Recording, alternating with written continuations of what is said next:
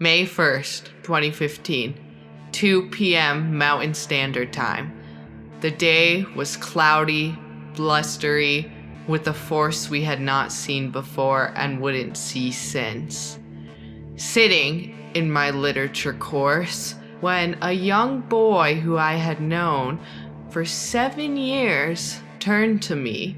We began to talk, and it was innocent at first, until he said the words that would shatter my life forever. Do you remember in 6th grade when you pissed your pants? I was shocked. I didn't understand. I was scared. I had no grip on reality. For dear listeners, I did not piss my pants in the 6th grade. I did not piss my pants in the 6th grade. For fellow listeners, I puked right outside the classroom, entrapping them. And to think that my dear peer Rodrigo could make a mix-up like this was beyond me. And that is when I knew that stories like this weren't uncommon in the danger zone. The danger zone! I'm Spooky Maddie, and I never pissed my pants, and you're listening to Anomalous.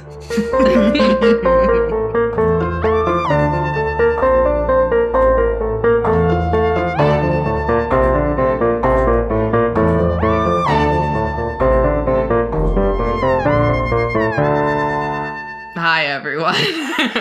Hello, I'm Spooky Maddie. Welcome back to your favorite show, Anomalous, where we talk about all things that are beyond the powers of imagination. May 1st, 2015 was like a week before we graduated high school. So that kid came up to you and he just had to get it off his chest before you guys didn't see each other anymore. He just had to say it. Well, I think truthfully we were talking. I had brought it up first. Remember when I puked at 6th grade and trapped you all in the classroom? And he was like, oh yeah, and you pissed your pants. I was like, no. I did not. I didn't piss my pants. Ay. That's just another thing we can put on the list of anomalous scenarios. Mm-hmm. Who does he remember pissing their pants after puking? Couldn't have been you. It was not me. I don't even know if you No, I think he said, yeah, you puked and peed your pants. I just puked. I puked all over myself, but I did not pee my pants. Okay? And there are other people who could attest to that, I think. That's one mystery that's actually solved. Yeah. And we don't want to hear anything else about it. Honestly. Well, here I am, Spooky Maddie, dry pants that are not pissed, and my compadre. I'm just Cullen, and I'm here, and I'd like to say at the top of the show, before any shenanigans start, that I am not a nerd. I'm not a nerd, and I won't accept any slanderous lies being told by my co-host about how I'm a nerd. I'm just a mechanical engineer by day, and on the weekends, I like to wonder about quantum mechanics. Ew. He is a huge nerd. Love of my life. What? That's the love of my life right there. Yeah, if you want to donate to my PayPal, be like, damn, that's rough, you living with the nerd. Today we're very excited to present to you the Mandela Effect. The Mandela Effect. Woo. We've got a little scenario to posit. So take a moment. Even if you're driving, close your eyes, relax. Follow along with us. Imagine one day you suddenly remember one of your favorite movies from when you were a kid. You can't remember the movie exactly, but you know enough about the characters and plot to Google it. Yet no matter what you search, you can't find any reference to the movie. Not on Wikipedia, YouTube, IMDb, nowhere. But then you find a forum thread filled with people remembering the same movie with the same exact details, and they all have the same question. How did this movie just vanish? You, my friend, have just experienced the Mandela Effect. The Mandela Effect. The Mandela Effect. It's really nice to, like, when you name something after someone, you give them a legacy. So disrespectful. So it's really great. We'll get into, oh my God. Just how great it is that this is the legacy of whoever Mandela was. Oh my God, that's almost as offensive as all the teeny bopper TikTokers, like, the Mandela Effect? Girl, get a job. Oh my God. So, the Mandela Effect, named after Nelson Mandela. If you don't know who that is, be ashamed, but we'll get into it.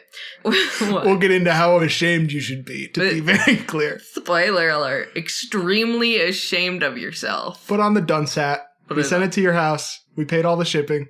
Put on the dunce hat. Put it on. Listen to the rest of the episode. Maybe you'll learn something for once.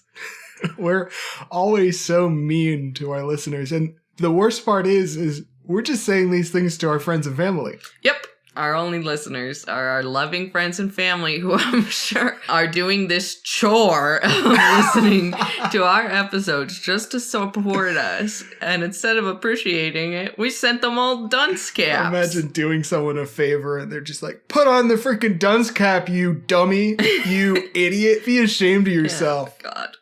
So the Mandela Effect is where a significant portion of people remember a detail or event differently from how it actually happened. No one can see the quotes you just did with your hand, but the venom might have come through. I think it did.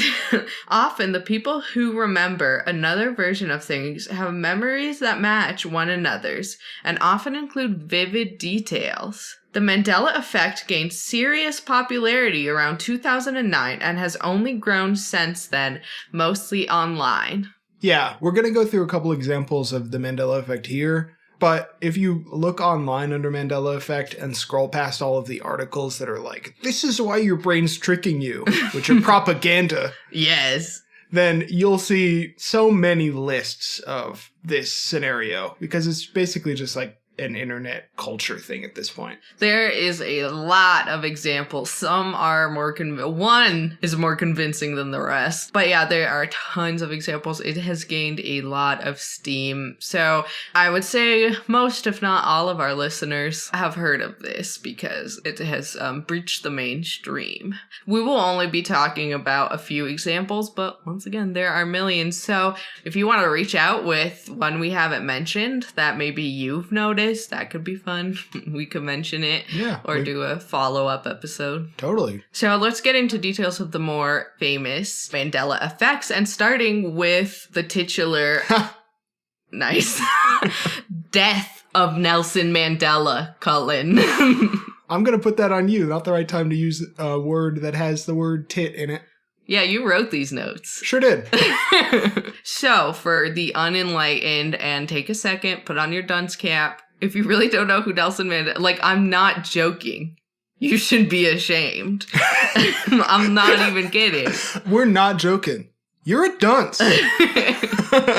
Nelson Mandela was a politician and civil rights activist in South Africa beginning in the 1940s who battled and overthrew apartheid. I just want to quickly mention, we're going to get into more Elon Musk bashing as this goes on, but Elon Musk's family became rich off of apartheid emeralds, so disgusting. Yeah. Fuck them. Horrible. Anyways, this isn't a topic that we're going to get in depth for the show. We're not really a history show. You're not going to see episode 60 of Anomalous Apartheid. It's just not the vibe that we have on. You're just not going to learn anything from us. It's our civic and civil duty for you to become dumber after listening to us.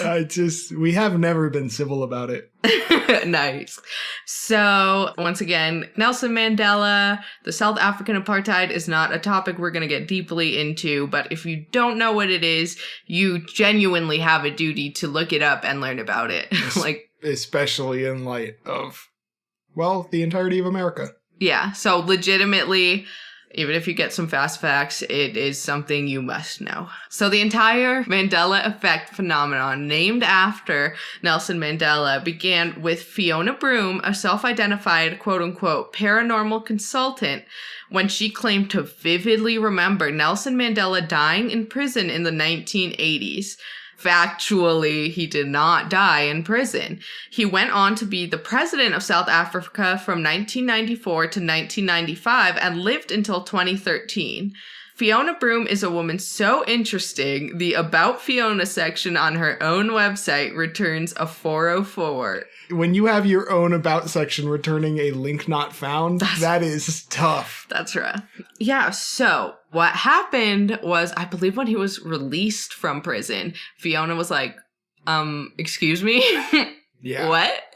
And she describes remembering news coverage and even specifically the speeches that were given after he had died in her mind. And as is the most important detail with all the Mandela Effect scenarios, a bunch of other people remember the exact same thing. Him dying in prison in the 1980s, and there being a big fanfare, and specifically a very heartfelt speech from his widow. Exactly right. The strange thing is she was not alone at all in remembering these things. Many other people claim to have vivid memories of the same event, lining up very closely with each other's and Fiona's recollection. That discovery opened up the floodgates. Since then, the internet has connected thousands of people who collectively remember details of the world differently from how they, quote unquote, factually happened.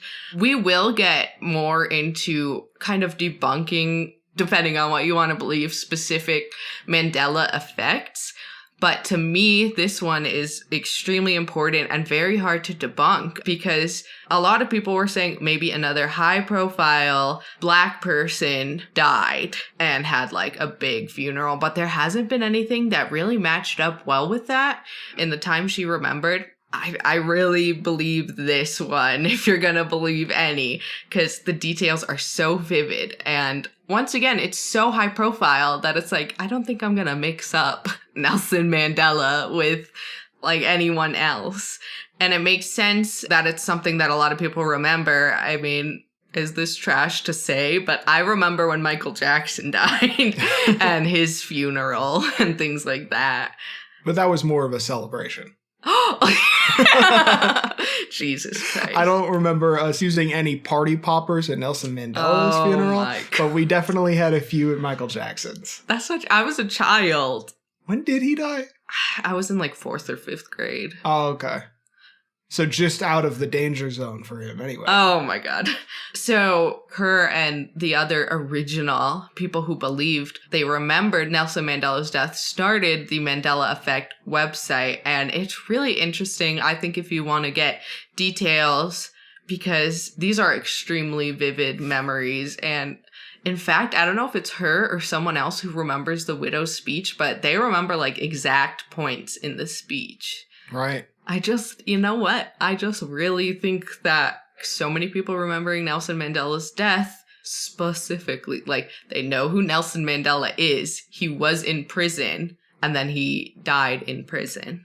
That to me is like the biggest one that is very difficult to debunk. And as good as Nelson Mandela's death being misremembered is like one of the least debunkable Mandela effects, his name being used for this effect is unfortunate in so many ways. Yeah. And in addition to that, yes, Nelson Mandela's death being misremembered is one of the hardest to debunk, but that's not exactly representative of the entire genre. Yeah. There's a lot that we'll get into that are a lot more fun. The first one is very somber. Yeah. But what's our next one? What's our next one on the list? The Berenstein. Yeah, the Berenstein Bears, yeah. Okay, legitimately a call for information. If you have a better way to refer to the Mandela effect, let us know. And it also really legitimately hurts my spirit when those teeny boppers are like, Mandela? God. Us and our 15 listeners will repeatedly and fraudulently re-Google whatever the new name we come up with for the Mandela effect until it becomes the dominant one on Google. Oh my gosh. We could become famous for rebranding the Mandela effect, and then people would have to listen to at least this episode. The anomalous effect. The next biggest one, the Berenstein Bears, I would say brought a new fervor, I guess, to the Mandela Effect. And a lot of the younger crowd, it's like, instead of learning about Nelson Mandela, you just read about a family of bears. Yeah, that is the arc of every single article about the Mandela Effect, where they're like, this is the Mandela Effect, it's wild and crazy. Now to take a serious moment. Nelson Mandela, they thought, died in the 1980s, but it was really 2013. Yeah. But we know why you're all here. Do you remember Berenstein Bears or Berenstein Bears? Do you remember that? That's crazy, isn't it? How you remember it's the wrong way? It's pretty insane, the difference between, Nelson Mandela's death and, a cereal logo. The difference of importance.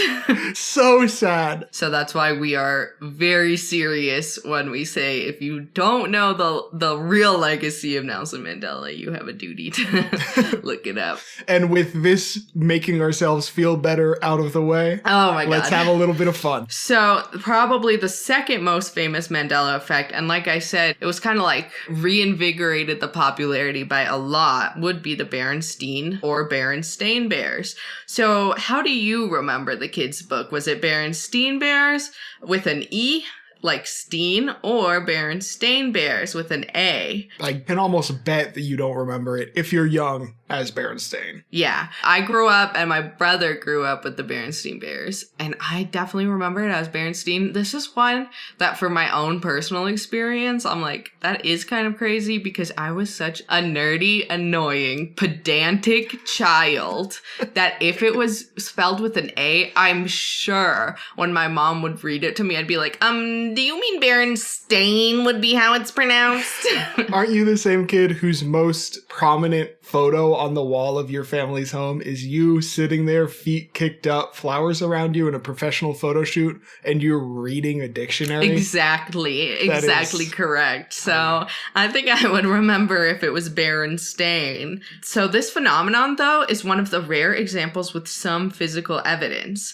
Photos of merchandise have surfaced with the name Berenstein printed on them, specifically a VHS and some plushies, according to our research. Yeah, these things that slipped through, the guys, Mm-hmm. Was it really at some point Berenstein? I mean, it was never a problem for me because whenever my dad would read me the books, he just called them the dirty Polish bears. Oh my God.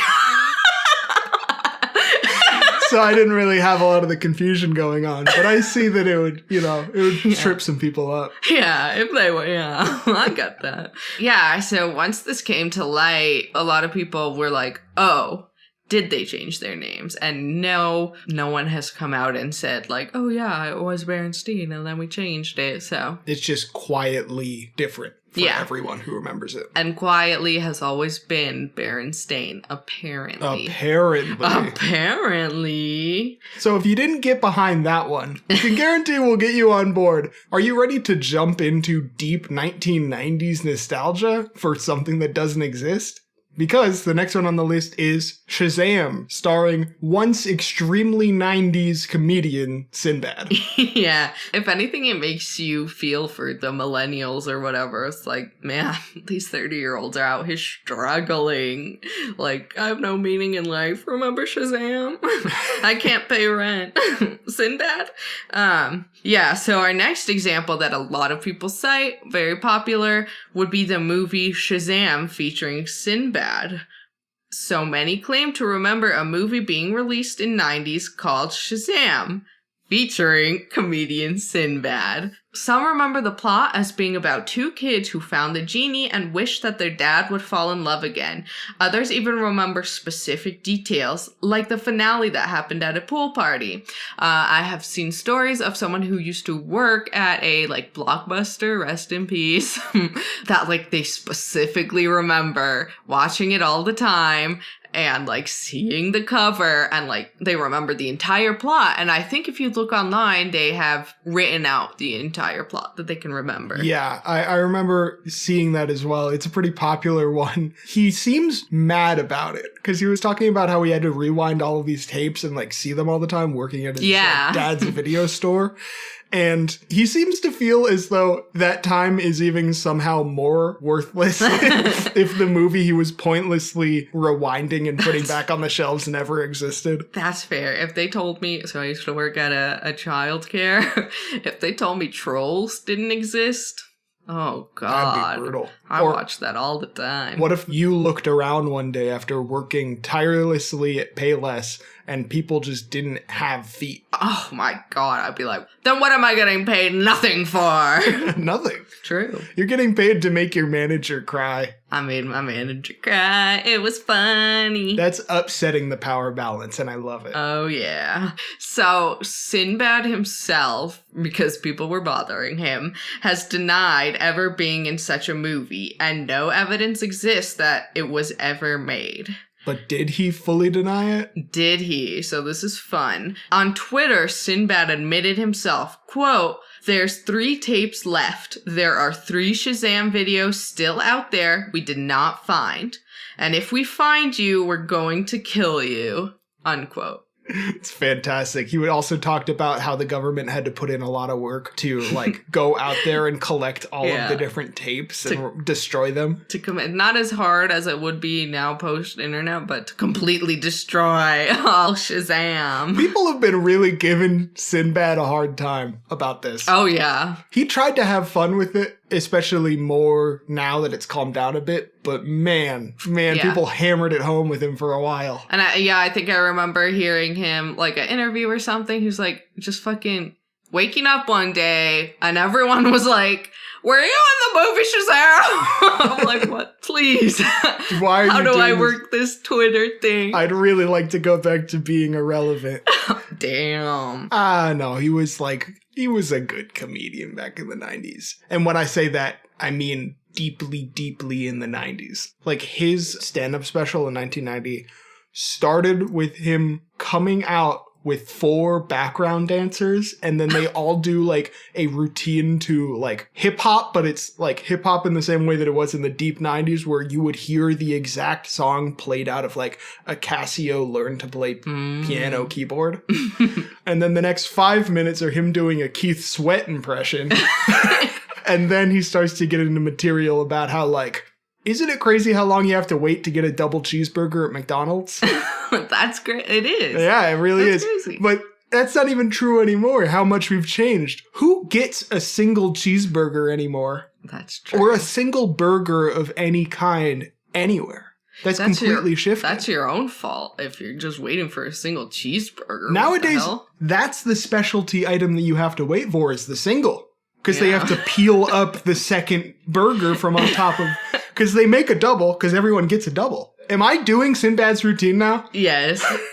But also looking back, because I also watched some of his more recent stand-up, and all of it is, like, it's funny. It's funny. He might be the most economical comedian to ever exist. Because back in the 90s when he was, like, doing college circuits as a young guy, he had all these jokes about, like, isn't it crazy how, like, you call someone's house and they're not there, or, like, there's skeletons waiting for their double cheeseburger in the McDonald's line. And now that he's an older guy performing to the same audience but grown up, he's adopted a boomer stance where he can talk about the same stuff. That's great. He's, like, using all of the buffalo. It's amazing. He makes a joke back in the 90s about, like, you have to wait so long to get a McDouble. And then 30 years later, he's like, huh, all of you kids don't realize that back in the day, you had to wait to get a McDouble. Genius. He's a genius. Oh, to grow old with Sinbad. So, I have some rapid fire Mandela effects for you. One was specifically suggested from my brother. Okay, do you remember it? Fruit Loops, F-R-U-I-T, or Fruit Loops, F-R-O-O-T. Okay, so this is like kind of a quiz section for me. Yes. I think I remember double O's on both of them? Yeah. Maybe? That is what a lot of people thought, but it's actually Fruit Loops, like just spelled fruit, which is Just a bad marketing idea. That's one of those things where they didn't do it because they didn't think of it. Damn, they should be hiring all of us. They should change it because they're like, wow, that is actually a good idea. Yeah. Fruit Loops. But now they can't because they're like, you never listen to the child customer. Damn. That's what they say.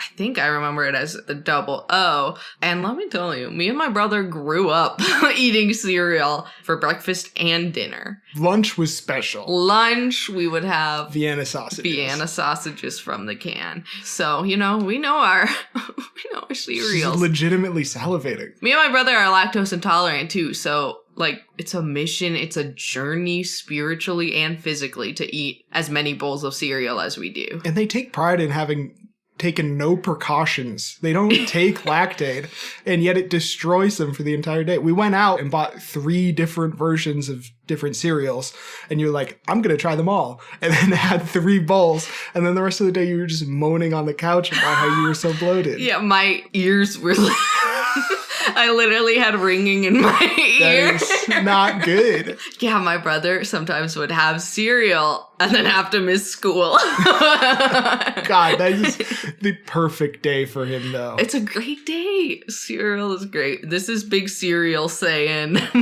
doesn't matter if it's UIT or OO. It is weird. It's a weird marketing choice. And fruit is kind of an ugly word. It doesn't look very good with the UI. Yeah. I do not like it's too French. But I know for a fact that, they're not going to change it to be Fruit Loops for the nostalgia factor. Because if cereal companies actually created cereals to align with what the youth wanted to do, Kellogg's would have invented a cereal to promote masturbation, not to get rid of it. Oh my God. That's a fun little history fact that I think you brought up before. So a little glimpse behind the curtain in the real life relationship of Spooky Maddie and Jess Cullen.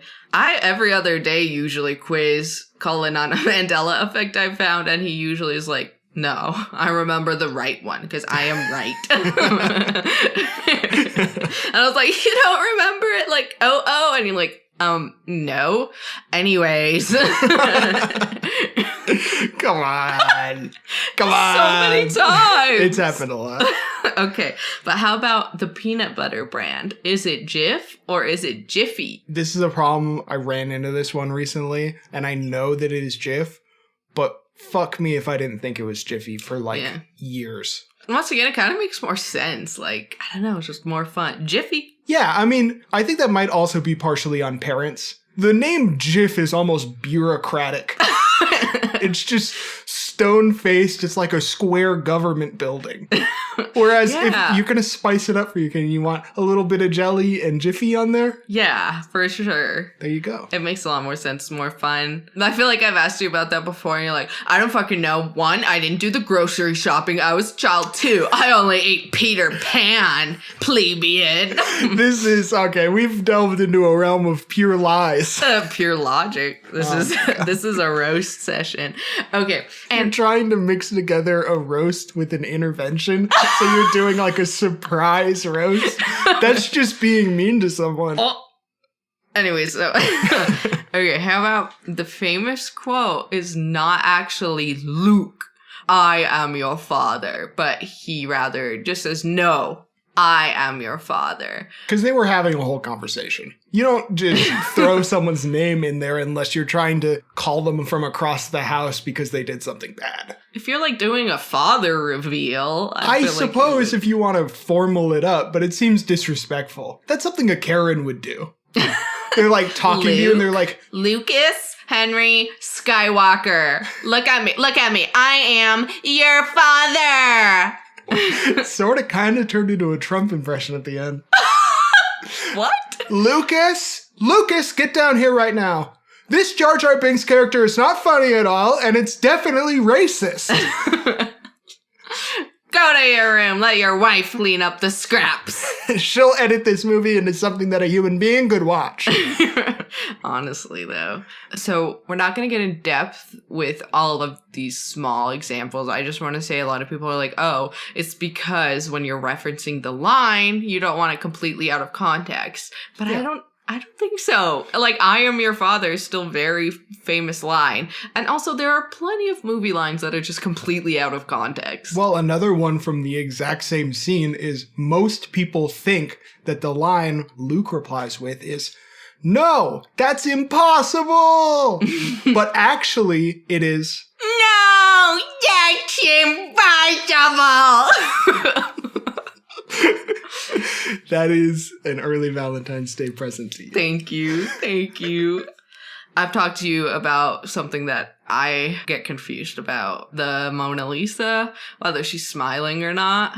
This is another one where you're like, oh, well, if you look into her mischievous eyes, and they say it all, and Leonardo da Vinci's vision. And You make me act like I somehow broke into the Louvre after hours and they're just feathering inches away from it, almost going in for the kiss, but I'm not sure whether she likes it or not. That is why you were acting. It isn't. I said, no, she's not smiling per se, but there's like a hint of it. Like a little smirk. Like she's not doing like the perfectly up and down mouth with 2 dot eyes that's no expression. And she's not frowning. So it's like a little hint of a smile. She's looking at Leo's thick, bulging calves. Wow.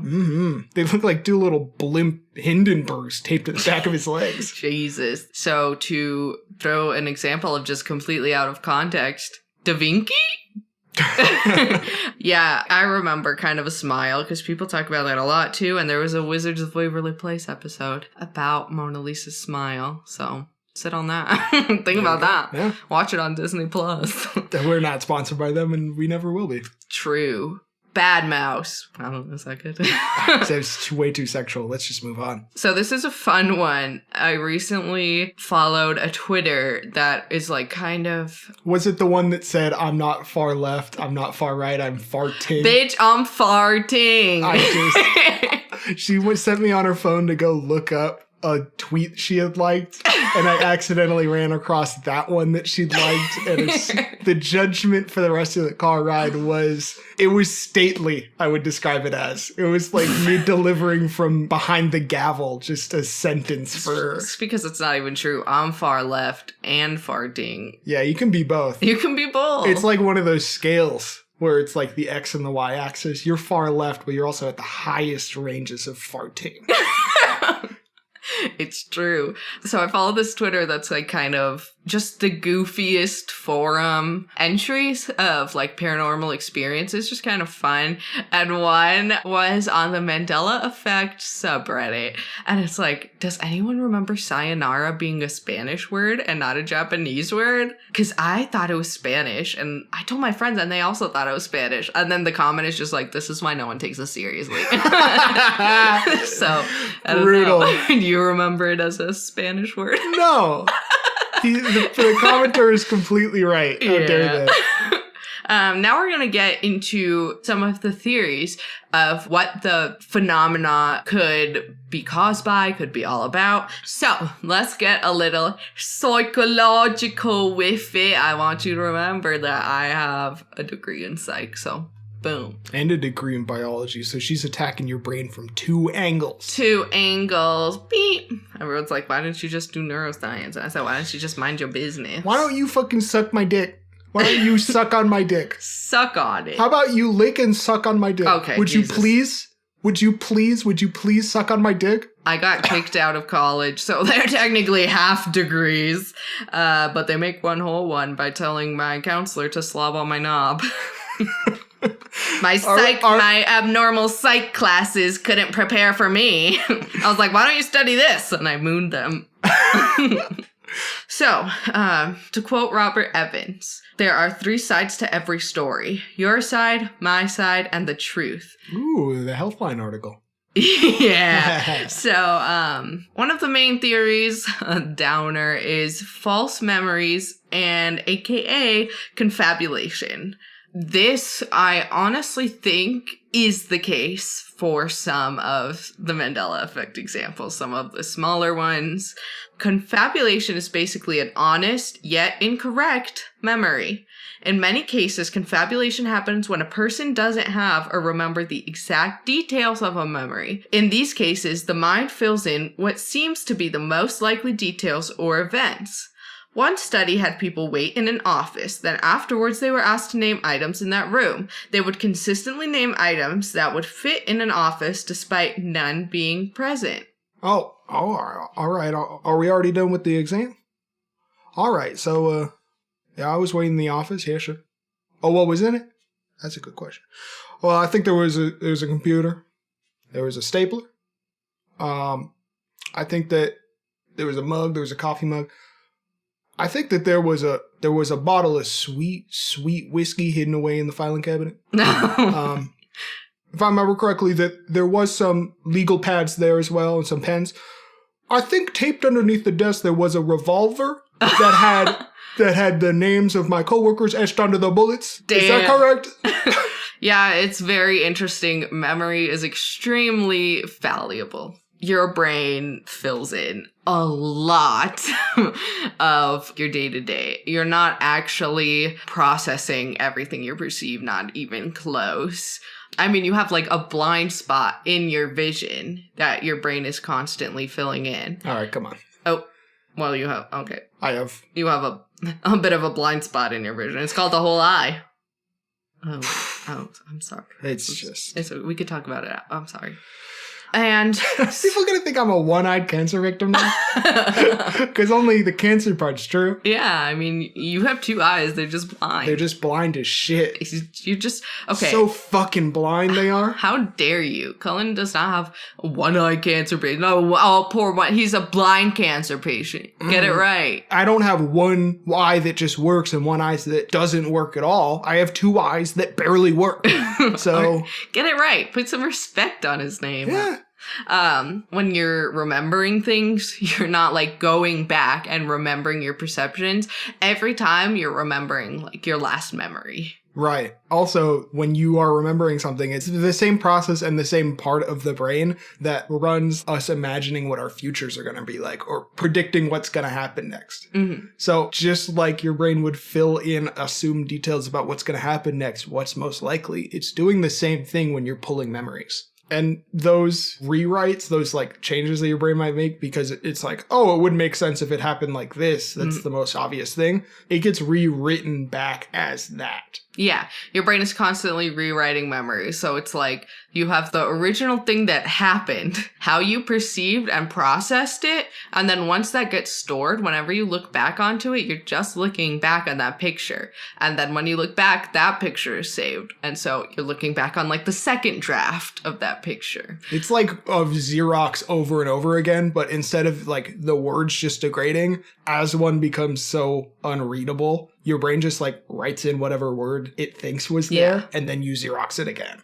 It's something that could be a little scary, but it's also just like you have to know it's true. That your memories are, I mean, they could be not even close to reality. And false memories, there's a lot of kind of breaking research. It's something that's still being researched a lot, kind of still controversial in the psych field.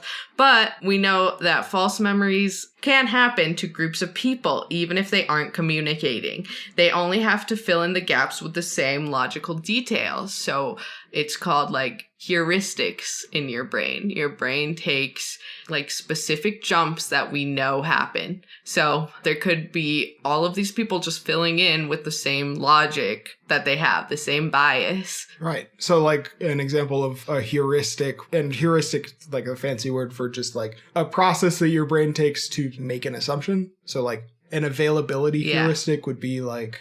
Yeah, so that is like, because there are many instances where, for example, this happens to me, plane crashes are highly publicized versus car crashes are not. So you see all these news articles of plane crashes which are like available to you. So you think that plane crashes happen more often, but it's not even close. Not even close. It's just what's available to you. So that's what your brain fills in. Like, oh, I've heard a lot of that.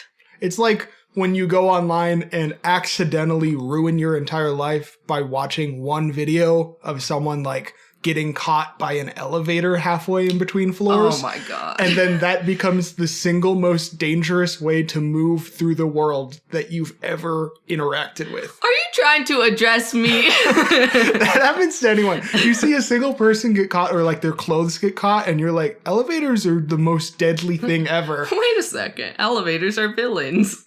And then you look it up and it's literally more safe to stand in an elevator than to walk over flat ground. This does happen to me. I'm like, Cullen, fact check me when there's like no stairs or we have to go to like the 26th floor, and he'll shake me. He'll be like, here are the stats.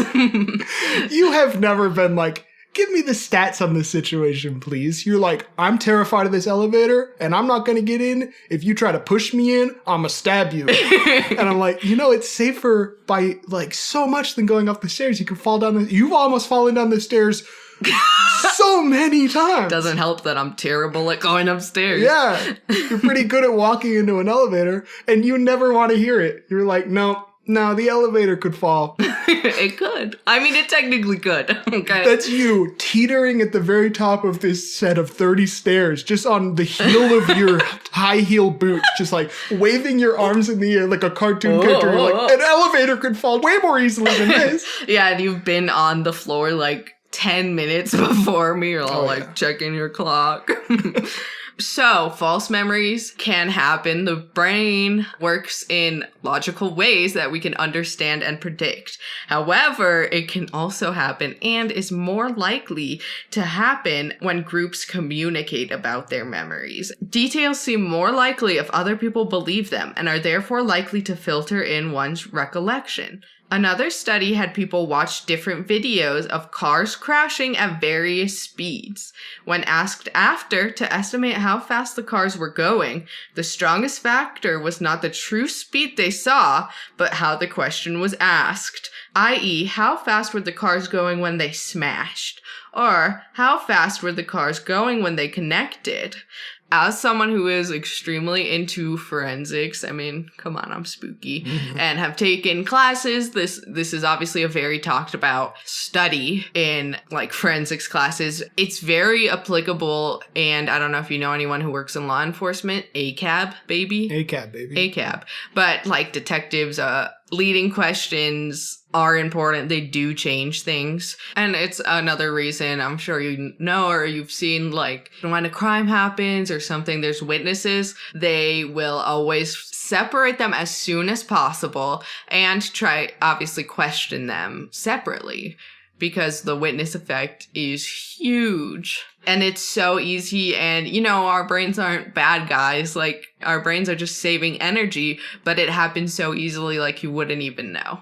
Like, someone would just say, wait, you saw this, right? And they're like, wait, I guess, yeah, I did see that. It's like how over hundreds of times in the car, every time a Jonas Brothers song comes on, you go, you remember that from the concert? And I go, I think so. And then you say, man, that concert was such a great time. Now I'm starting to think that maybe I had fun. Yeah, you're like, oh, yeah, okay. It wasn't just pushing my earplugs deeper and deeper as I tried to avoid eye contact with all the 13-year-old scream boxes around me. And the 21-year-old scream box. She was cute. So the Mandela Effect trend took off in 2009 and since then has only gained popularity. The internet has helped communities form more cohesive, self-confirming groups that accidentally work together to build the same false memory. Another common heuristic your brain chooses is confirmation bias. And the internet is, boy, is that a place. Is that an environment? It's really good at doing that too. Yeah. So it's important to know, once again, when you remember something, you aren't just looking back objectively at an experience. You're not even looking back at your perception of the experience. So It's just important to know. You still may be asking, how could large groups of disconnected people have constructed the same false memory? Well, like we said, with a little bit of internet magic, a little help, it could definitely happen. A couple of stray facts can definitely contribute to like all of these people, even if they haven't talked yet, aligning on a certain idea. Yeah. So, applying this theory to our big examples, Berenstein Bears, First and foremost, Steen is a massively more common suffix for a name than Stain. If you're reading this book passingly or trying to remember a book from when you were a kid, you're not going to assume that there's this weird, honestly, and I'm sorry for this, ugly suffix. Damn. You're going to assume it's the more common Steen. Yeah. And it's easy, especially as started as books, to just look at that name and be like, okay, whatever. It's probably like Berenstain. Yeah, I guess, or whatever. Fuck it. Or you can't even read it while you're a kid. And honestly, a lot of the adults would have been just trying to read it as quickly as possible to get it over with, too. Like, when I would go over to my grandma's house, we had this fun little game where she was like, how fast can I read Fox and Socks to you? It'll be funny when I mess up, but in hindsight, she was just trying to get through it. Yeah. She was just like, Fox and Socks, go over the rocks. And she Good night. would screw up every line and then just, snap the book shut. Yeah, and especially, these memories being recalled from childhood. It's questionable. And in fact, from the recorded instances of typos on Berenstain merchandise, it seems that the mix-up has been a problem for a long time. For this specific Mandela effect, there is a lot of blame put on articles, just the fact that Steen is so common, that a lot of articles or, writings would just put Berenstain. Yeah. And then children would see that and be like, oh, it's Berenstain, when in reality, it was just someone misspelling it. Yeah, misremembering for a second or it getting corrected wrong. And it seems like that even happened with some of their merchandise, which is why this is the only one with quote unquote concrete evidence, where a VHS tape said Berenstein instead of Berenstain, and the little tag below a plushie said Berenstein instead of Berenstain. That's not, it was that, and everyone has changed it since. That's a copy editor screwing up. That's not r/Mandela effect. That's r/you had one job. That is not the word sayonara used to be a Spanish word, and now it is a Japanese word because of imperialism. That's so fun. Shazam. Now this one almost has an even easier explanation.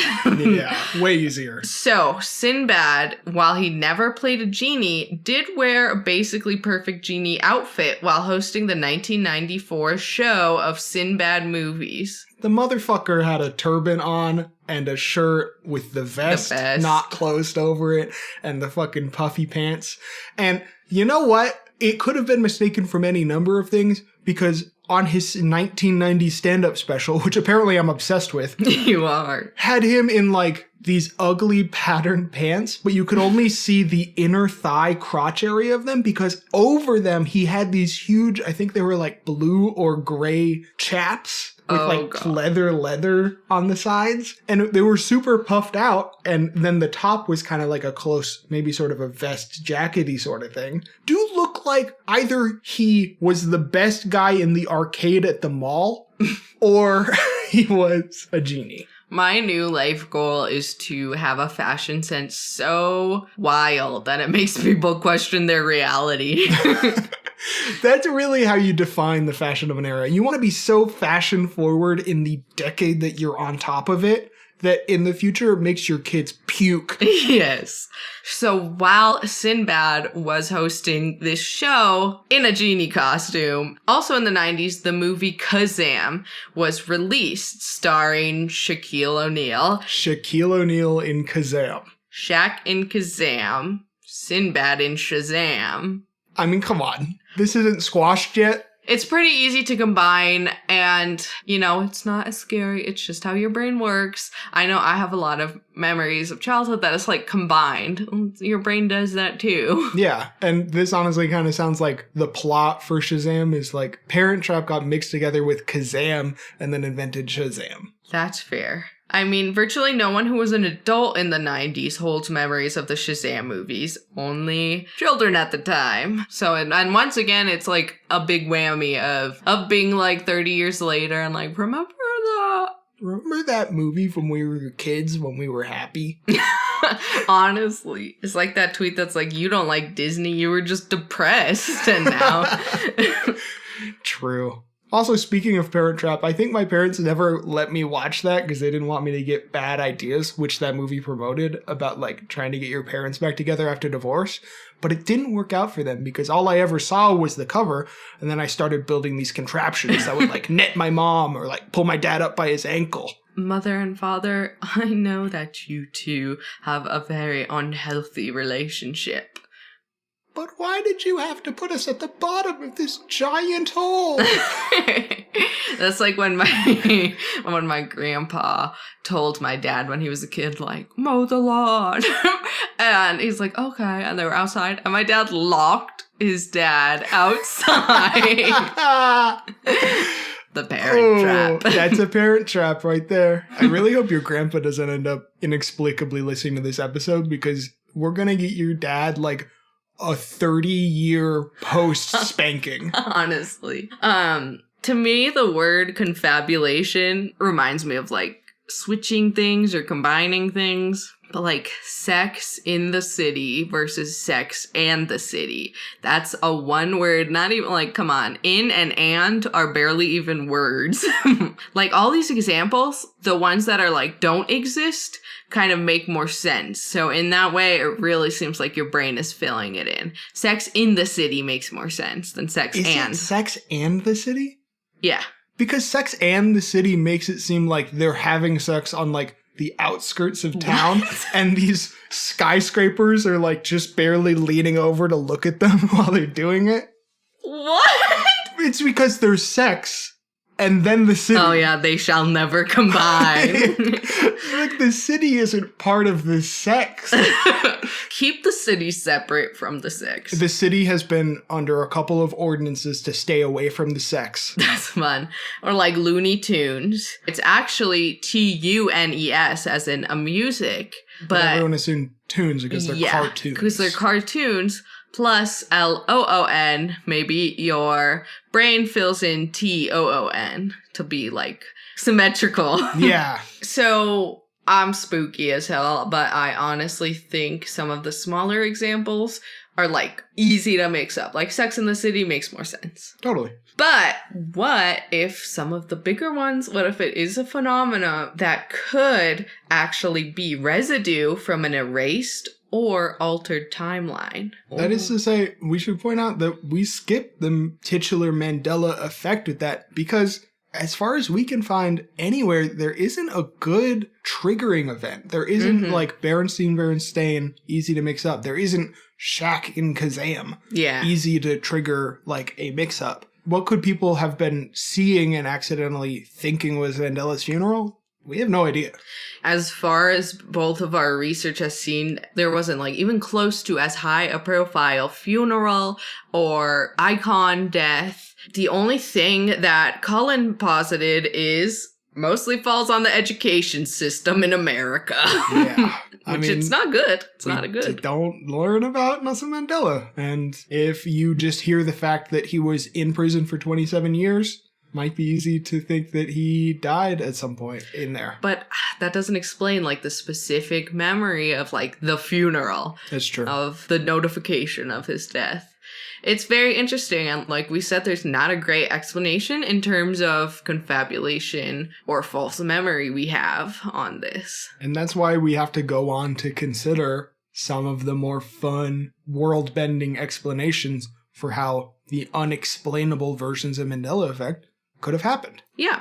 So if this is really a true phenomena and the Mandela effect is unexplainable so far with the memory thing, could it be residue from an erased and or altered timeline? So the idea being that we are living through this timeline linearly or writing it as we go. And either there is like another timeline that already happened that can like peek up through what we're rewriting. Like all this has happened before and we are reliving through history for one reason or another.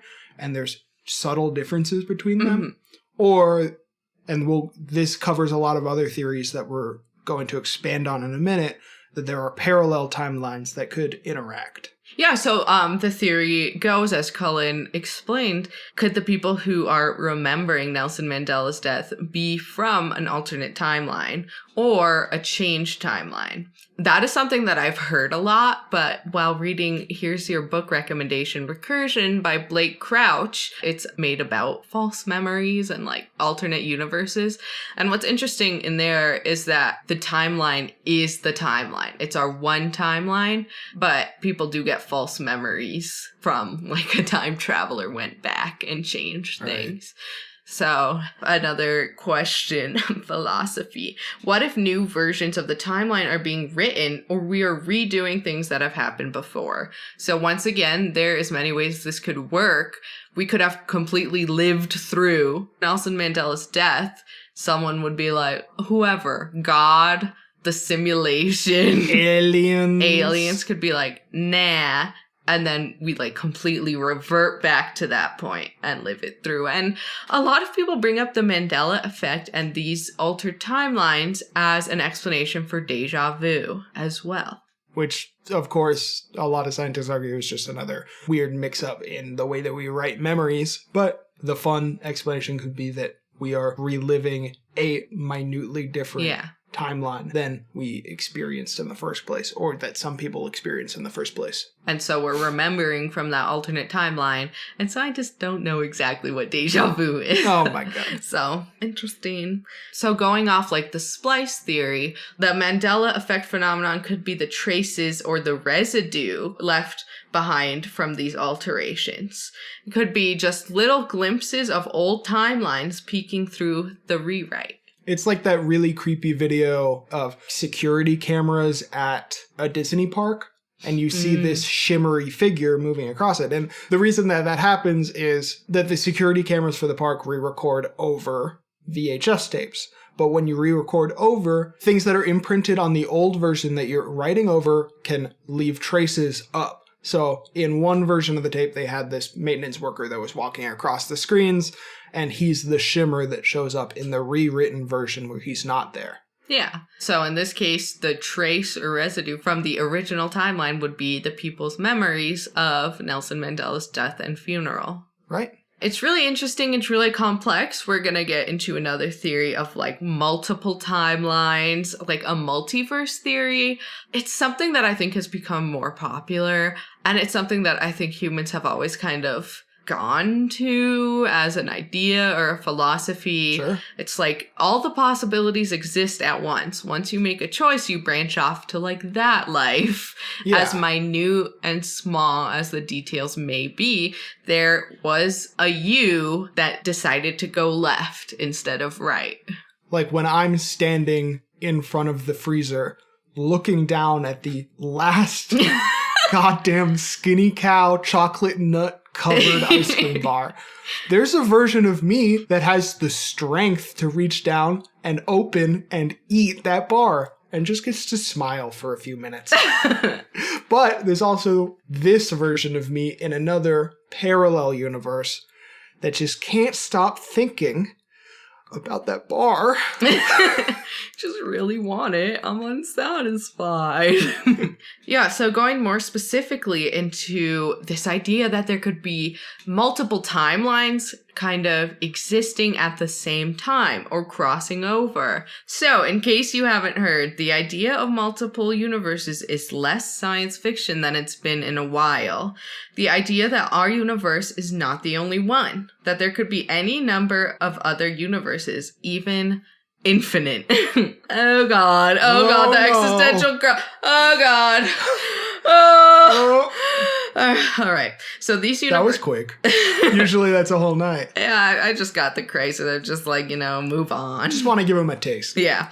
These universes could be branching off of our own, splitting at chance events, however minor or major. If, on the other hand, there are an infinite number of varied universes, that means that there must be a universe exactly like ours, but with any combination of minor fact changes. And the idea of infinity, boy, that fucks me up. Not fun. And it's just really interesting. A funny little anecdote is like the thought experiment of like a monkey with a typewriter. Have you heard?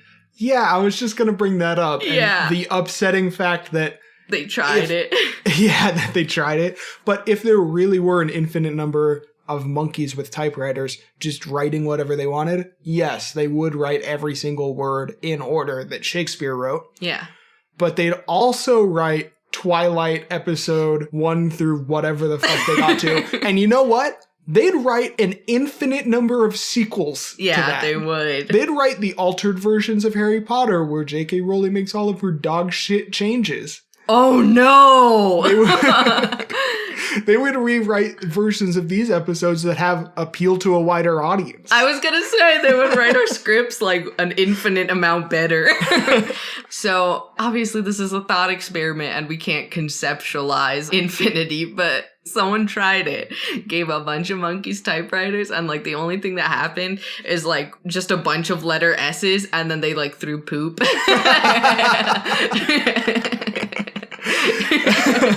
Like not a single word was wrote. Very good. I think that was the first draft of the epilogue for Deathly Hallows. Damn! Yes! Fuck J.K. Turfling. Damn. So this idea of multi-universes, multiple timelines all happening, all branching out into infinity, leads us to something that is called the many worlds interpretation. And if that sounds fucking awesome, let Cullen tell you some science about it. That's gonna ruin it. Let Cullen ruin it for you. So this falls into a fun but difficult category for me. It's of all of these mostly philosophical ideas around quantum mechanics that have like filtered into society as fun, quote unquote, real science. The many worlds interpretation takes this problem, and it is this. A particle doesn't have a specific place before we look at it.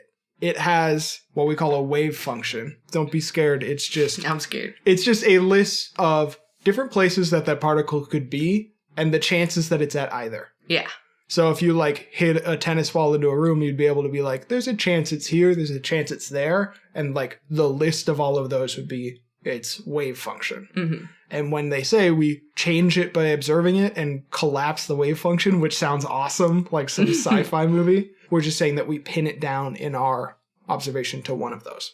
So the many worlds interpretation says that, so you have this wave function of all the possibilities of where the ball could be, and it like physically is all of those, and it's only when we observe it, it physically becomes the one that we saw. It's Scrotum's cat. It's Scrotum's cat, where he sticks his scrotum in a box with a cat, and it's in a superposition of his testicles being destroyed or not. Yes. His testicles are both destroyed and not destroyed. At the same time.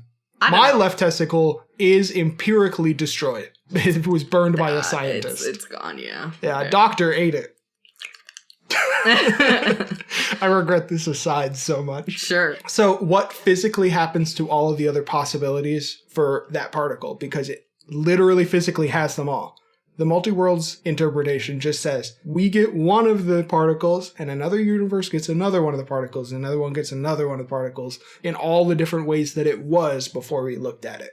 Mm-hmm. So that means that the world splinters off and branches every time one of these quantum effects happen, and who knows what literally billions of these happening all the time could have an effect on the world. Could it change the date that Mandela died? I don't know. Maybe. If you think about it, so many universes exist, if you believe in that. And so I think that's fun because there are alternate universes that are like literally exactly the same, but you chose the strawberry dragon fruit refresher instead of the peach passion fruit refresher. And it's exactly the same. Oh, yeah. Please sponsor us, Duncan. There's a reality in which we're sponsored. So yeah, could there be a reality where Nelson Mandela had died? I don't really think so because quantum events disappear. Like the effects of them kind of disappear as you go up. But if you want to sound smart at a party and at the same time talk about spooky stuff, there's some fodder for you. Well, I think it's become popular to the point where if you say, I like quantum mechanics, it's a little insufferable at a party. Elon Musk, go home right now. No one wants to see you. Your family is drenched in blood. You're Leave. not funny. No one thinks you're You're that not smart cute. anymore. You're not not cute. smart. Let me tell you right now, you're not cute. You're dusty. You're dusty. You know what? You walked in here and you're covered in a 1/4 inch of dust. Were you just sitting in a broom closet for the last 3 weeks? I hate that guy. He's the worst. I do have a question though. Could it be, if you go a step further, there's like, okay, super small, quantum, and then there's like us, physics. Could you go even bigger and it goes back to quantum mechanics? It's a fair question to ask, and that is kind of the point, and we'll see when I get into a couple other physics-y explanations. These are all like make-em-up philosophical attempts to explain why things are happening that we don't understand yet. Yeah. There's no way to prove or disprove the multi-worlds interpretation. It's just an idea of how things might happen. Yeah, and I think that it's something we will never find out. We'll never be able to figure out if there's God, like why the universe is there, how it exists, if there are other universes. Oh, God. Where on the other hand, I like to think of it more as Native American cultures are famous for creating awesome naturalist explanations for how the world works and how the universe was formed. I think that that's kind of the stage we're in with discovering like quantum mechanics. Like, they didn't understand maybe the mechanics of how some astrology things happen and created these explanations for how they might have happened. We're doing the same thing with this frontier of quantum mechanics. But they're less fun by like 20,000 times. I got a little existential crisis there, because what is the universe expanding into? What is nothing? It was going to happen. It was going to happen. Of course. Yep. So the theory going along with that quantum physics the real multiverse theory has a simpler background, suggesting that many physical parallel universes were created in addition to our own, and they might run like side by side to ours. This is, just to be clear, this is different than the many worlds interpretation. This is like, what if there are literal physical universes that all sprouted off of the Big Bang? Yeah, so if highly similar alternate universes were to be accidentally spliced with ours, it could result in facts changing between what we experienced and what the history books say, what the facts say. It could even be possible that portions of the population are moved between universes. Thus, a segment of the public who experienced history one way could be unwittingly shifted into a universe where things didn't happen how they remember. I think I am from an alternate universe where you could get a consistent cup of coffee from Dunkin' Donuts and not just complete random one way or the other. Today's cup was one of the best I've had from a place, but if you look back, 3 episodes, we both took a sip of one and then almost puked. This is why we're not getting sponsorship, Cullen. I'm sorry, Duncan. We still worship you. I more than anything else, I can say I believe in you, Duncan. That's nice. We really deserve a Dunkin' sponsorship. We're dedicated. We're entitled to it. Honestly.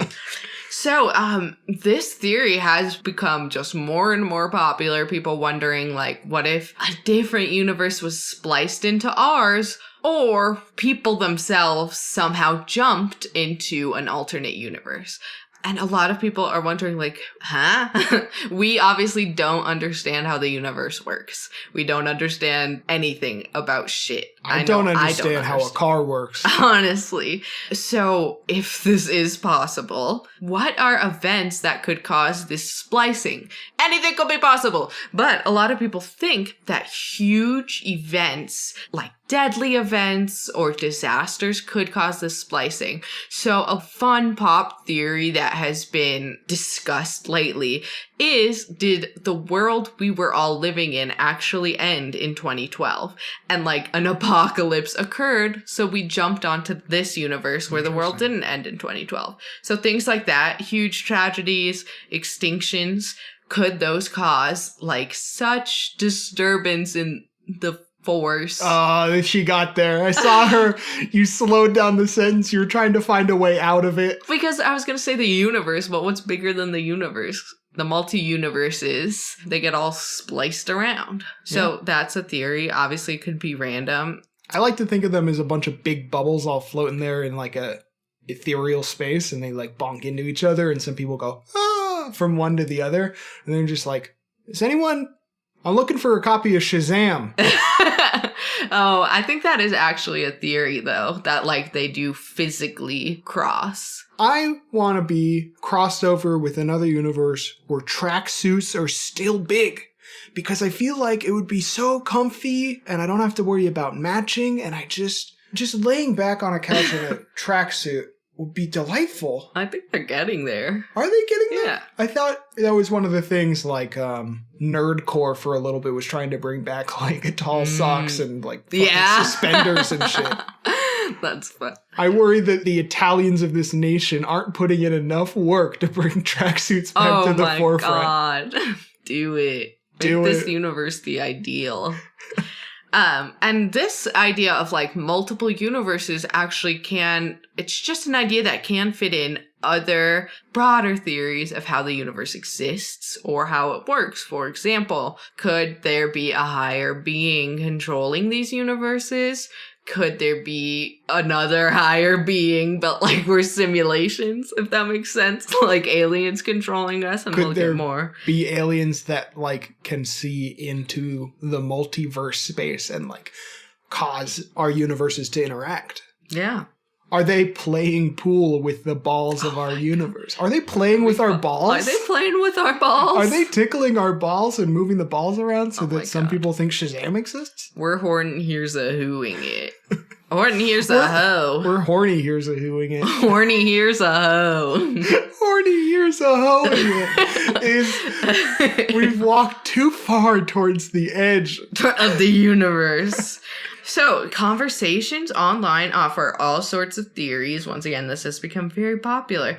And people following this theory have offered ideas of like what could have caused collisions, mixings, or splicings of universes. One very popular theory to blame is CERN, who operate the once feared Large Hadron Collider. People freaked out about that shit for a while. Now everyone seems to have calmed down because they've run uncountable number of experiments and everything's fine. But for a while there, they were like, oh yeah, totally. There's going to be a black hole set up in the middle of Earth and it's just going to suck everyone in. That would suck. That would be bad. I wouldn't like that. There are so many more fun and real conspiracy theories. Don't blame CERN. They're doing cool work that I get to half learn about and then get a solid D out of pity in my nuclear physics class. Oh god. Pity D. Oh boy. Pity D fool. He spent that teacher spent a good week and a half trying to explain to us what the Large Hadron Collider did. And I can't even remember if I showed up to those lectures. Sure. Just read the notes afterwards, but I no longer remember what they do. Sure. From what I've heard, take it with the biggest grain of salt. So salty. It turns your mouth into salty. It's saltier than when I foolishly shook the end of the pretzel rod bag into my mouth.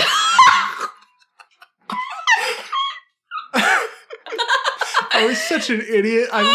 You know what the saddest part is? I left three pretzel rods in the bottom with it because I thought it would be like, I'll have a little bit of meat with my sauce. And it ended up ruining all three of those last delicious pretzel rods. So you had to like spit it out. I scraped it out of my mouth with my fingernails. It burned to eat. Yeah. Take it with that much salt. What I heard, and once again, this like is not true or scientific, is that what? Once again, just to remind you before I tell you what it is, this isn't true. What people say is in 2012, this group, CERN, found a particle that Stephen Hawking postulated is a particle that could like end the world and something about black holes. So people think that that could be an event large enough to change our timeline, to have our universe kind of like implode and merge onto a different one. Black hole. Black hole sun, won't you come? You didn't like Caribbean Woman from the Pirates of the Caribbean too? What? Black hole. Okay, can I be honest with you? Depends if you're going to tell me you have never seen Pirates of the Caribbean 2.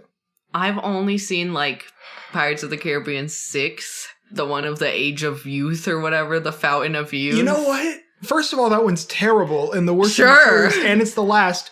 You missed the boat. You lost your opportunity to watch them because now you can't because Johnny Depp is canceled. Yeah. It's over. You don't get to enjoy these movies. I was never that interested. I mean, like, They're I get the gist. They're some of the best childish, dumb adventure movies that I've ever seen.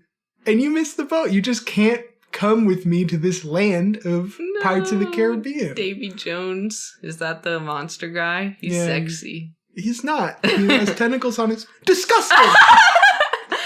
You just like it because he has tentacles around his mouth. I just saw Twitter saying he was sexy. They just want him to play with their buttholes and pussy holes with his tentacle mouth.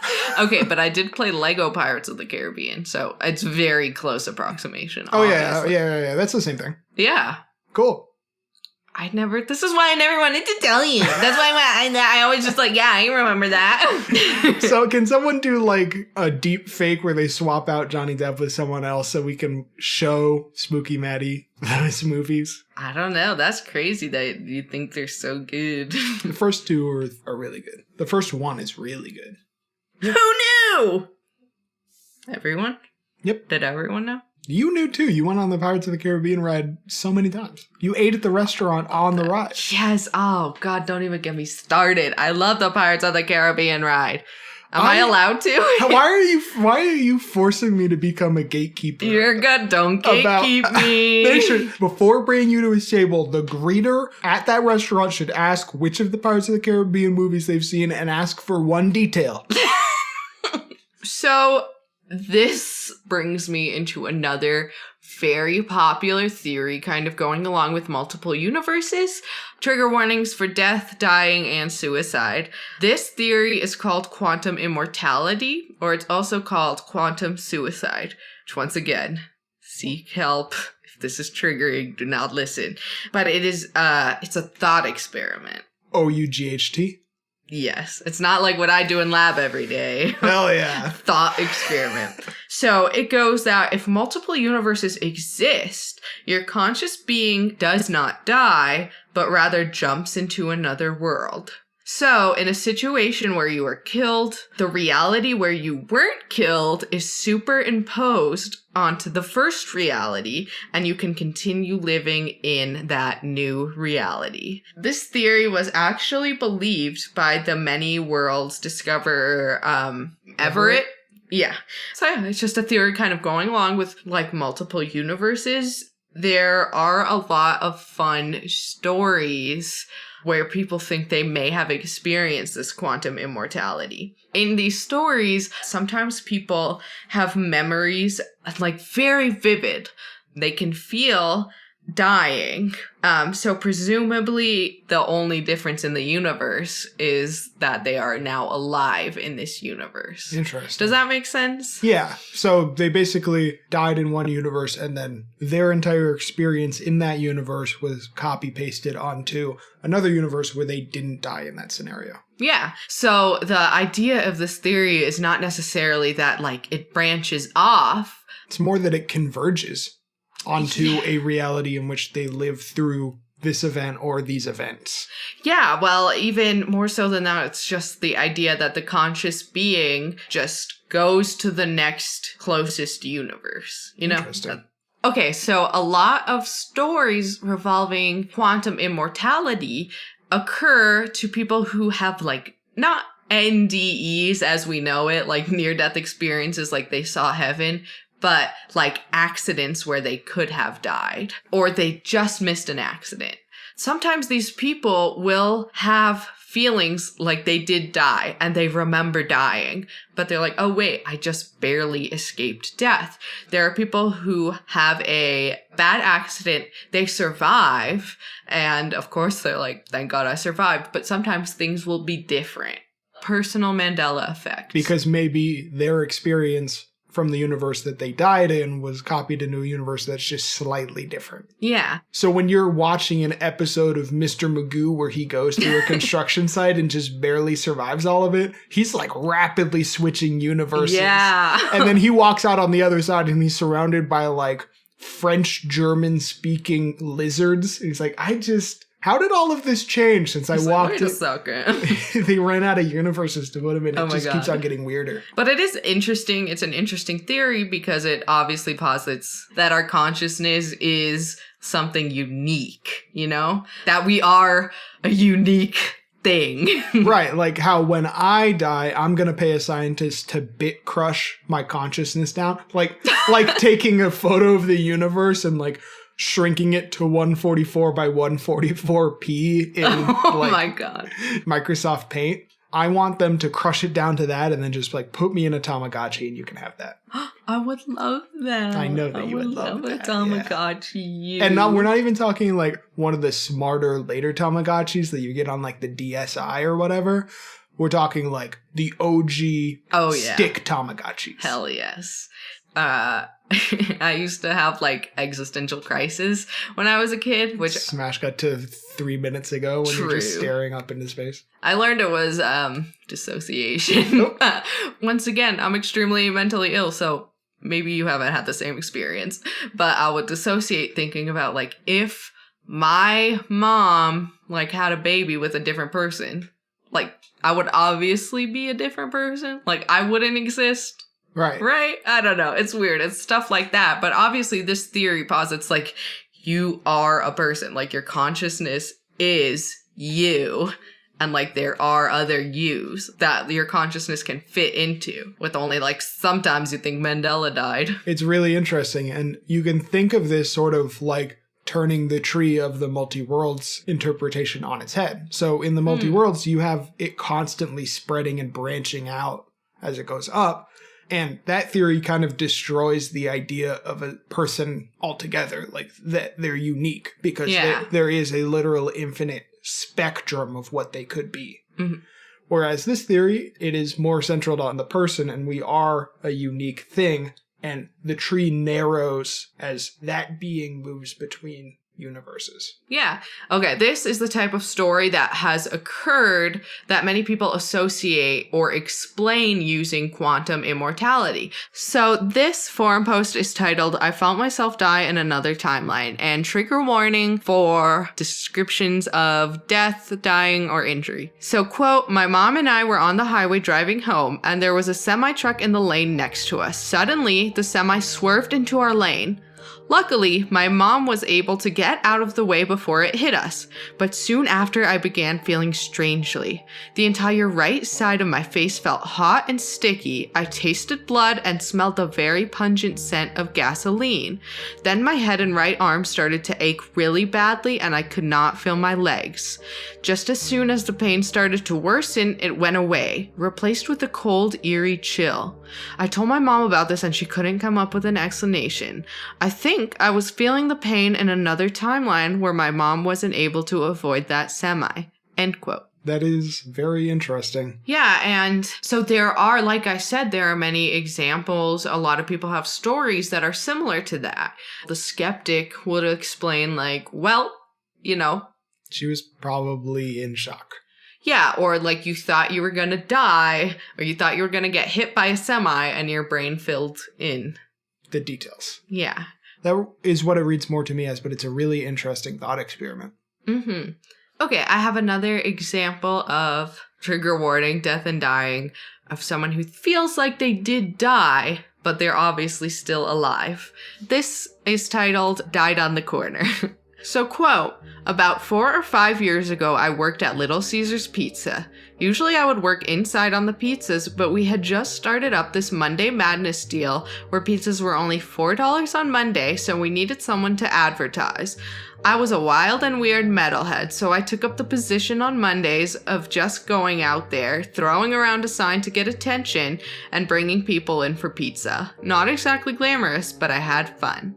One day while I was out there doing my thing, I see a van coming straight at me. It jumps the curb and slams into me, and I feel it crush me against the electrical box controlling the streetlights. I see a quick flash as the traffic lights flick off and then black out.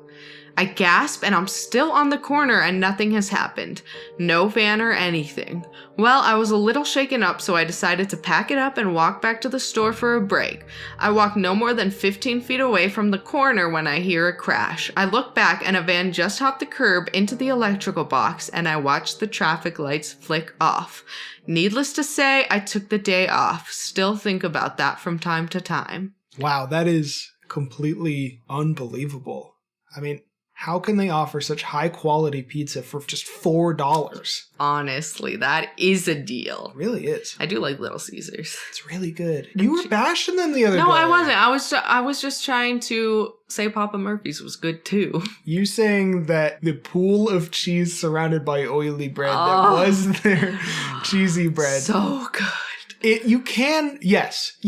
That is the easy way to win at cooking. You can just pile 2.5 inches of cheese on top of oil, and it's gonna be good, and I'm gonna eat it. Okay, and I'm get gonna on like this. it, but there's no craft to it. Get on this. It is kind of like a bread bowl. The bread is very underdone. It's way because underdone. it's so oily. It can't so cook. It's oil. It's like a deep dish. It's a literal bread bowl. It's a deep dish filled with cheese. A huge thing of cheese and literal garlic chunks. Yeah. Oh my God, it's delicious. It's hard to eat. It's hard to convince yourself to put it in your mouth, but once you do, it's amazing. It's amazing. But that's just brute forcing it. It's like if there was an artist that was trying to compare, like Michelangelo came out with David, and that is local Grandma Tony's pizza. A masterpiece, it's artfully done, it's artfully crafted. And then a literal Da Vinci, who's a local artist and shithead, comes out with just like a marble statue of a pair of big cans with perky nipples. Oh my God. Yeah, he's gonna get some looks. He's gonna have people come into his gallery, but it's brute force. There's no artisanship to it.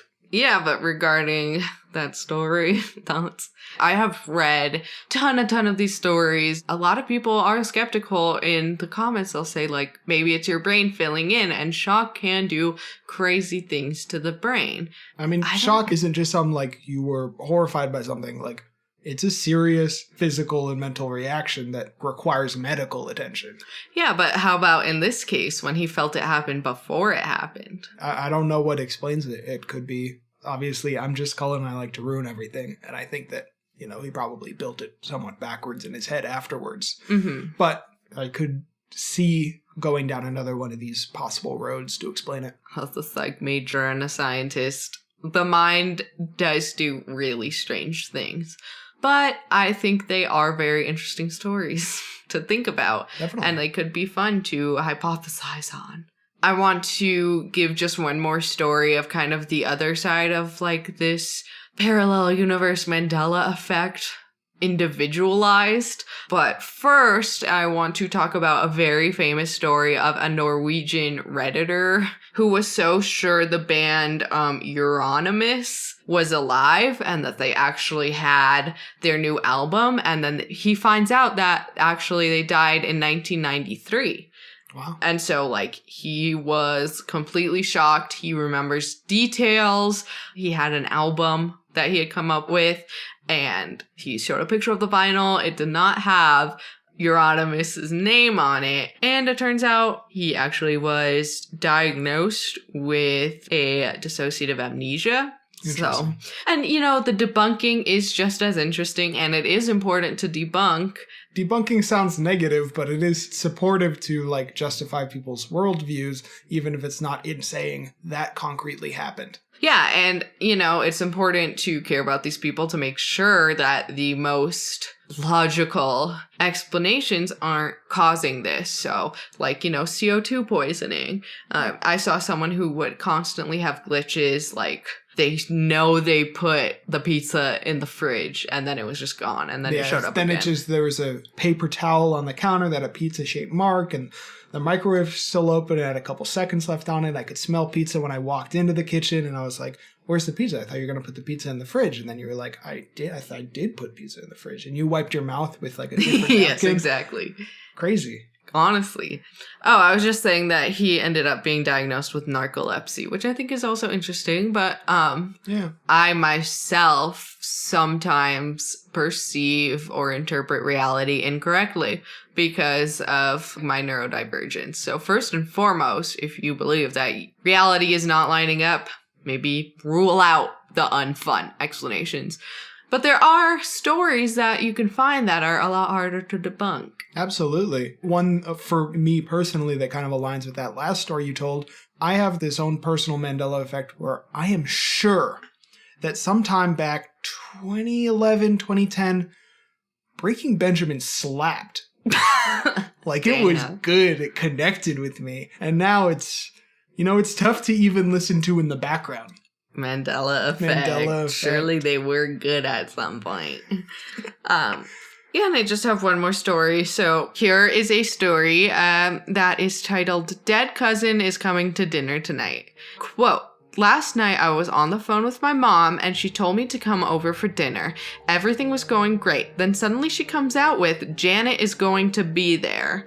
I was like, very funny, Mom. Great one. But in my head, I was thinking, that's really not funny. Why would you say something like that? Then my mom keeps going with this.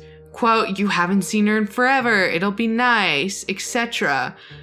Janet died last year. I had a vivid memory of it. I did not attend the funeral, but I remember everyone talking about it and making a scene of it because she died young. She died from cancer, and I remember her husband coming to visit and being very depressed. I never saw her body or anything, but I'm 1000% certain this woman is dead, and I remember many family members talking about it. I never saw the body or visited her grave, and I wasn't that close with her, so I never had much grief over it. But I have vivid memories of her dying and my relatives being depressed about it.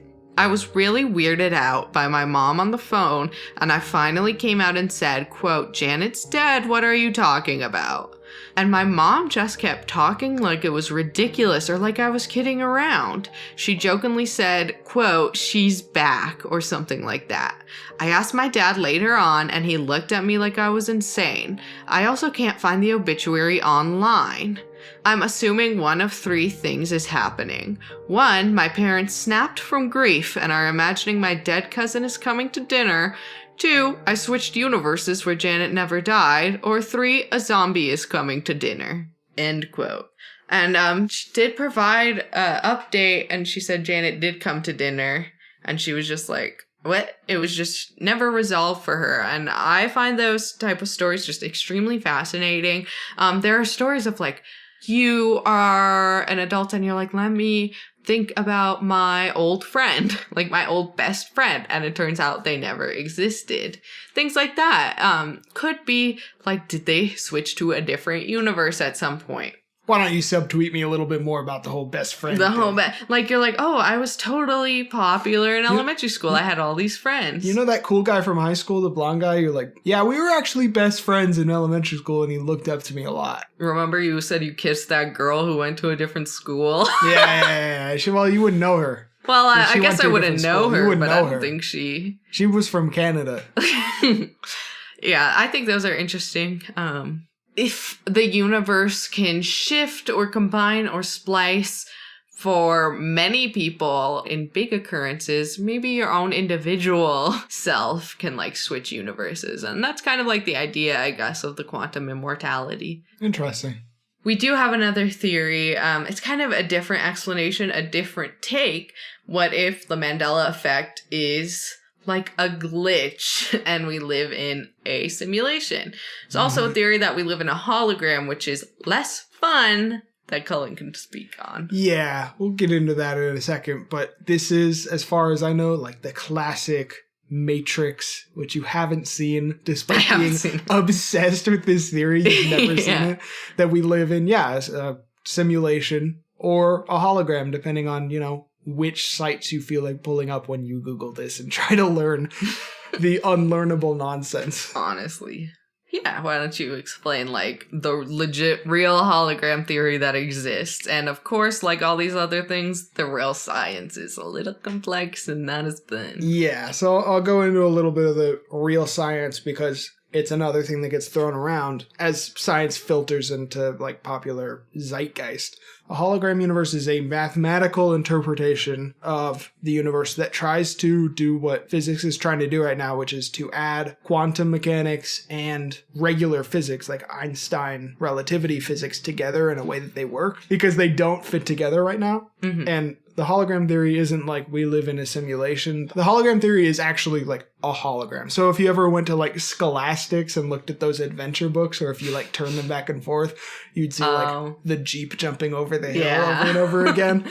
It's basically the same thing as that, where it's like, it's basically a 2D surface that looks three-dimensional. Mm-hmm. That's the hologram theory, because the math works out that you can add quantum mechanics and Einstein relativity together if you operate on like a 2D plane that is perceived by us as 3D. That's kind of interesting. Makes me think maybe old philosophers like Plato. It reminds me of the allegory of the cave, which I can't believe you're not familiar with. Not familiar. No offense. I'm familiar with Plato. I love it. It's tasty. Salty. Forbidden taffy. True. So it's an allegory. This guy, he is stuck in a cave his whole life. And so there is a light, and there's basically like a shadow puppet show. And the man lives his whole life just seeing the shadows. So that's like what he thinks is reality. So it's basically like we don't see real reality. We just see the representations. Right. Yeah, it's kind of on the same thing, where the other case would be the guy seeing the shadows as perceiving the actual 2D universe, and the person playing with the 3D things that are casting the shadows would be us. That's cool. Kind of the more fun pop science sister. I want to be the more fun pop science sister. The more fun theory is that we live in a simulation, and this has also become way more popular. So I think a lot of people get the gist. We're like The Sims. Yeah. Like life is a simulation that we're not controlling, and like we're not real. I'd like to say at this point, you straight up owe me a couple of favors for not bringing up Rick and Morty episodes that deal with these things. Oh, God! Because I knew that you would react like this. Okay, so, like, hear me. So funniest shit I ever seen. The dude, oh my, he turns into a pickle! And then he says, I'm Pickle Rick. Oh my, funniest shit I ever seen. I'm not even kidding. It's a good show. God! It was ruined by that episode and the family it created, but it's a good show. Yeah, it's ruined. It's trash. Okay. As unfair as that is, technically, I get it. Yeah, you have to understand. Yeah, so the idea is we're basically The Sims. Yeah, we're living on the holodeck, which is where like hologram stuff comes from. That's the etymology of the hologram theory of quantum mechanics. I feel like gets tied into this theory, even though it isn't the same thing. That's fair. So it's another theory of like what is the universe. Yeah, there's not a lot of science for me to bore you guys with on this one. It's just a philosophy. It's unfalsifiable, but it is a way of explaining some of the questions we have. Okay, this gives it way less credence, in my opinion. But the fucking just dork, Neil deGrasse Tyson, the airhead, and Elon Musk, who's just not smart. No. He sucks, and he should get the guillotine. Both believe it's a simulation. Neil deGrasse Tyson, unfortunately, is what happens when a nerd gets power. And that's why they need to be kept down. They need to be bullied. They need it. It's the social order. It's for their own good. It's for them as well as it's for us. That probably just gives you no faith in this theory. Well, do you want to break down like the tenets of the idea and why we have Elon Musk saying like there's a 1 in a billion chance that we aren't in a simulation, or people saying there's a 50-50 shot we're in a simulation, or all of that? Yeah. So this is based on a philosophical hypothesis presented by Bostrom. And there are 3 basic tenets that one of them must be true and the others must be false. So number 1 is we live in a post-human society that is capable of creating a simulation of like ancestral life. They're capable of creating a simulation for life. Yeah, and specifically that there's almost none that could reach that point. Yeah. Or 2, there are 0 civilizations that are at that post-human point that would want to simulate life. That want to see exactly how their grandma got it on so that they could see their parents get it on so that they could see how they got here. It's those sorts of perverts. It's those sorts of deviants that would lead to a simulation happening. Hell yeah. And number 3 would be, so if the first 2 are false, then there is a very close to 1 probability that we do live in a simulation, that like our life is simulated. So basically what it is saying is that if there is a post-human civilization that can do it and wants to do it, it of course being simulating life of like ancestral life, then we are in a simulation. Then that is us. I've been trying to wrap my head around this because Spooky Maddie so frustratingly just got it immediately. But the way that I'm starting to approach it is there's almost no chance that intelligent, like human-like life exists. And then there's an even smaller chance that we get to a point with technology that we can create these perfect simulations. And then there's an even smaller chance that we would want to create a perfect simulation of our past. And if you accept all of those, if you think all of those are reasonable to get past, then the chance is so high that we're in a simulation because it's so rare to happen. Mm-hmm. And those simulations would just stack on top of each other as it happened because that one society got there. So their simulation would get there and their simulation would get there. So you have one that's the original universe, and then a presumably infinite string of others that have also gotten to that point. Mm-hmm. So the chances are we live in one of the simulations. Yeah. Now, a lot of reason that this is getting a lot more credence and people are thinking like, well, are we? Is the fact that technology has come so far that a lot of people believe that we will be a civilization that can create a simulation. Yeah. And if that is true, and we do, then chances are we also are the simulation. Interesting. I'm not sure if I subscribe fully that we will be able to get to that point. I think it might be one of the things like interstellar travel we predict to be outside of something that we can accomplish before we burn out, before we use all of our resources and have nowhere else to go. But it's also possible that we do get to that point. I mean, less likely now that we're killing ourselves with climate change. Stay in the fun zone, Maddie. But I don't know. We are coming out with like virtual reality. So if you compare like virtual reality to like the very first video game, which was Pong, that is such an exponential increase in quality that it's whether you believe we can get to that point. And a lot of people, as time is going on and technology is getting better and better, believe that we can and we will. The interesting thing is, though, it's kind of like a double-edged sword because if you subscribe to Bostrom's hypothesis and we get to the point where we can create a simulation of life, oh fuck, we're a simulation. A lot of people are like, but whoever's controlling the simulation will probably not like that we figure that out and like reset us. But you know what's nice about that? Yes, it is terrifying if we were to get to the point and be like, oh God, we're in a simulation. And then they hit the delete key. They're just like, scrap this one, it's gone. But if that happens regularly, that reduces our chance of being in a simulation in the first place. If they're not all allowed to run to the point where they make simulations of their own, then that reduces the number that there are and gives us a higher chance of being in the original universe. That's fair. And I also think, if we are, it's not something to bother yourself with, Don't try to figure it out. She's just writing this in her affirmations journal. Yes. Don't worry about being in a simulation. It doesn't matter. It doesn't make a difference. So the theory obviously goes, we live in a simulation, so the glitches are just that. They're literally glitches. Yeah, they're literally mistakes, things that get changed on accident. Yeah, so Nelson Mandela dying, people remembering that was just a glitch. It wasn't meant to happen. Is that why I walked into the bedroom one time and you were just like T-posing for 15 minutes? It was a glitch. It was a freaking glitch. Yeah, you weren't trying to summon some sort of devil to eat me. Oh, no, never, I found your book. Never.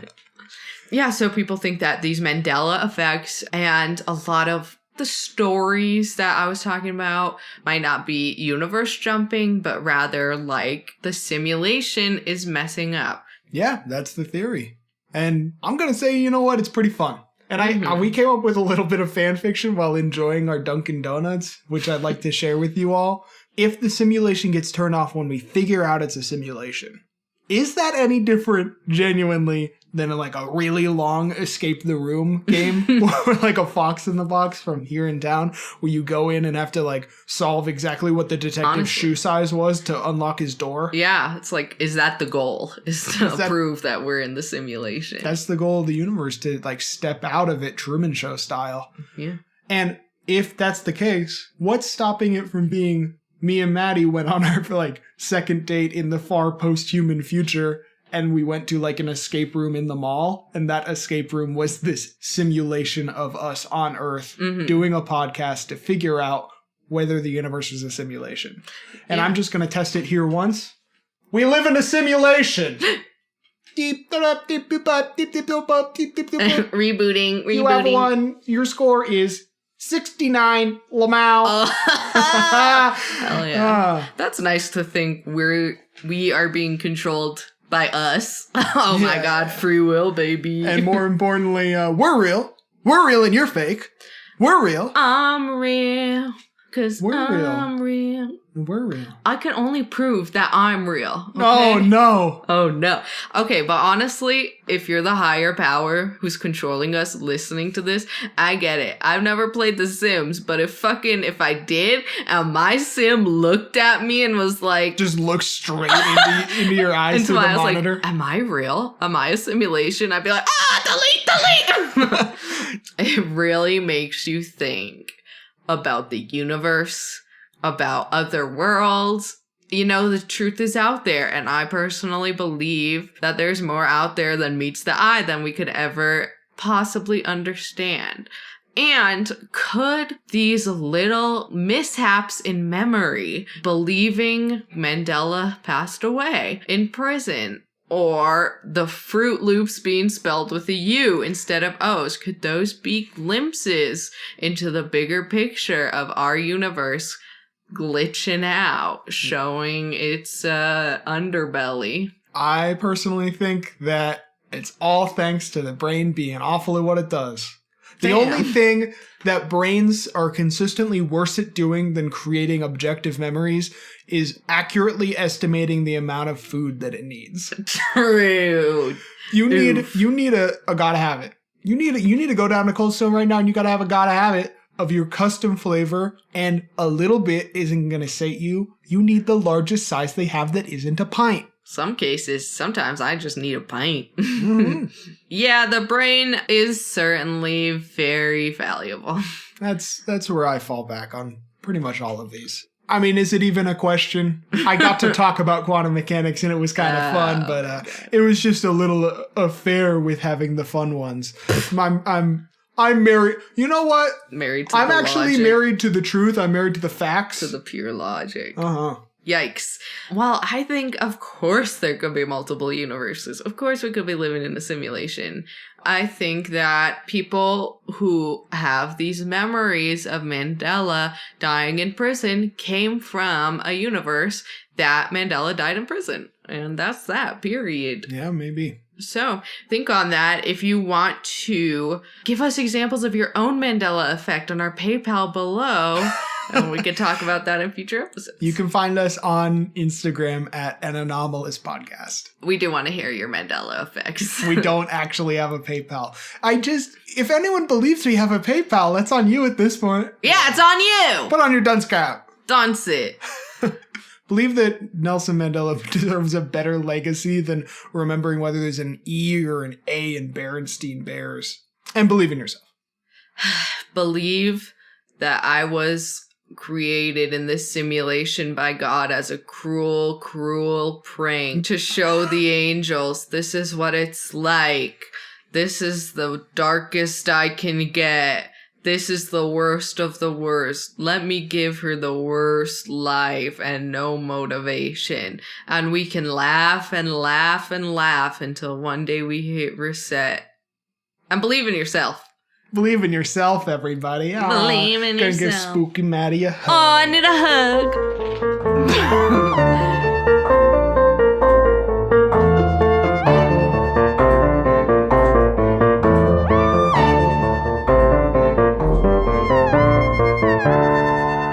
Bye, bitch. Bye, bitch. Bye-bye.